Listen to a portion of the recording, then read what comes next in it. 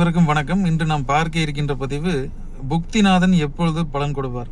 ஒவ்வொரு தசையும் குறிப்பிட்ட ஆண்டு காலங்கள் நடக்கும். அதில் வருகின்ற புக்திநாதர்கள் ஒரு 2 வருடமோ 3 வருடமோ அல்லது ஒரு சில மாதங்களோ தனது புக்திநாதன் புக்தி நடத்தி கொண்டு வருவார். புக்திநாதன் ஒரு சில ஜாதகங்களில் வருட கணக்கில் புக்திநாதன் புக்தி நடத்துவார். ஒரு குறிப்பிட்ட சில அந்தரங்கள் மட்டுமே ஒரு புக்தியில் ஜாதகத்தில் அந்த புக்திநாதன் என்ன ஆதிபத்தியமோ அந்த பலனை பெற்று தருகிறது.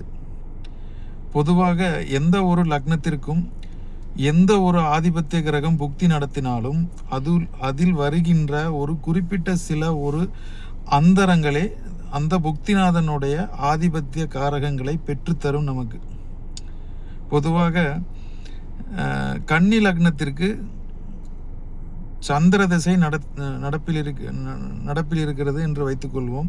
புக்திநாதன் குரு பகவான், புக்திநாதனாக குரு பகவானை வைத்துக்கொள்வோம். 4-7 கூடைய இரு ஆதிபத்தியத்திற்குடைய புக்திநாதனாக தனது பலன்களை குரு பகவான் கொடுக்க வேண்டியது இருக்கும்.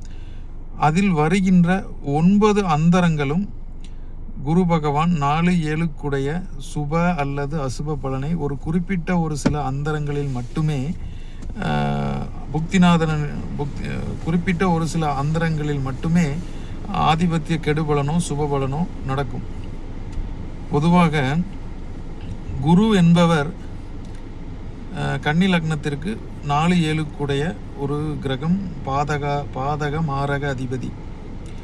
பொதுவாக குரு புக்தியில் குருவோடு இணைந்த அந்தரம், குருவின் வீட்டில் அமர்ந்த அந்தரம், கிரக அந்தரம் அல்லது குரு நின்ற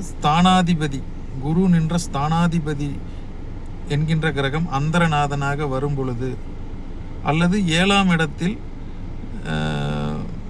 4-7 கூடைய கிரகம் 7இல் இருக்கின்ற கிரகம், குருவின் மற்றொரு ஆதிபத்தியமான 7இலோ அல்லது 4இலோ எந்த ஒரு கிரகங்கள் இருந்தாலும் அந்த புக்திநாதனுடைய ஆதிபத்திய காரக பலனை வலிமையாக செய்யும். கோச்சாரத்தில் பயணிக்கின்ற நிலைமைக்கேற்ப 7 கூடையவன் தசாபுக்தி வருகின்ற காலகட்டத்தில் ஒரு சில ஜாதகங்களில் குரு பகவான் குரு புக்தி ஆரம்பித்த உடனே திருமண பாக்கியத்தை கொடுப்பார்.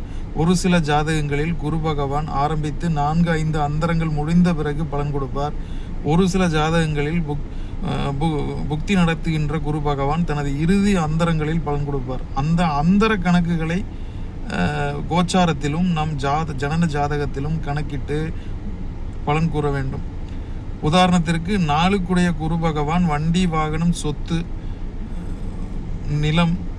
நிலம் கிரயம், அதாவது ஒரு குரு பகவான் ஜாதகருக்கு ஒரு நிலம் கிடைக்கின்ற, சொத்து குறிக்கின்ற ஒரு ஆதிபத்திய கிரகமாக இருப்பதால் இங்கு குரு பகவான் அந்த புக்தியில் ஒரு சில அந்தரங்களில் தனது ஆதிபத்திய பலன்களை நிச்சயமாக அந்தரநாதர்கள் நிலைமைக்கு ஏற்ப பலன்களை கொடுப்பார். பொதுவாக புக்திநாதனுக்கு 6-8ஆக இருக்கின்ற அந்தரங்கள் சுப பலன்களை குறைத்து கொடுக்கின்றன. புக்திநாதனோடு இணைந்த, புக்திநாதனோடு தொடர்பு பெற்ற, புக்திநாதனின் சாரம் பெற்ற, புக்திநாதன் வீடுகளில் அமர்ந்த அல்லது புக்திநாதன் அமர்ந்த ஸ்தானாதிபதி அந்தரங்களில் புக்திநாதனின் ஆதிபத்திய காரக பலன் கெடுபலனோ சுபபலனோ நிச்சயம் நடக்கும். கோச்சாரத்தில் தசா புக்தி அந்தரநாதர்கள் கோச்சாரத்தில் எந்த கிரகத்தோடு இணைந்திருக்கிறார்கள், எந்த வீட்டில் அமர்ந்திருக்கிறார்கள், வீடு கொடுத்தவன் நிலை, பயணிக்கின்ற நட்சத்திர சாரம், இது போன்ற அமைப்புகளின் அடிப்படையில் புக்திநாதன் தனது ஆதிபத்திய பலனை சுப பலனோ அசுப பலனோ கொடுக்க வேண்டிய ஒரு நிலைமையில் இருப்பார். எனவே அந்தரம் என்பதை கணிப்பது அந்த ஆதிபத்தியத்திற்கேற்ப. உதாரணத்திற்கு 2ஆம் அதிபதி சுக்கிர புத்தி நடக்கின்ற தசா காலகட்டத்தில் சுக்கிரனோடு இணைந்த 2ஆம் வீட்டில் அமர்ந்த அல்லது சுக்கிரன் என்ற ஸ்தானாதிபதி சுக்கிரனோடு தொடர்பு பெற்ற அந்தரங்கள் 2-9 கூடைய சுப பலனை அந்த ஒரு குறிப்பிட்ட ஒரு சில அந்தரங்கள் கொடுக்கின்ற அமைப்பாக இருக்கும். 2 கூடைய சுக்கிர புக்தி என்பது 9 அந்தரங்களில் பணத்தை வாரி கொடுக்க மாட்டார். ஒரு குறிப்பிட்ட ஒரு சில அந்தரங்கள் மட்டுமே சுக்கிரனின் ஆதிபத்திய பலன்களை மிகுதியாக பெற்றுக் கொடுக்கும். எனவே புக்திநாதனுக்கு எவ்வளவு முக்கியத்துவம் கொடுக்கிறோமோ, வருடக்கணக்கில் நடக்கின்ற ஒரு சில மாதங்களும் ஒவ்வொரு தசாபுத்திக்கு ஏற்ப புக்திநாதன் 9 அந்தரங்களிலும் தனது ஆதிபத்திய காரக பலனை செய்வதில்லை. எனவே அந்தரநாதர்களின் நாம் கவனிக்கும் பொழுதே பலன் எப்போது நடக்கும் என்பதை நாம் முழுமையாக தெரிந்து கொள்ள இயலும்.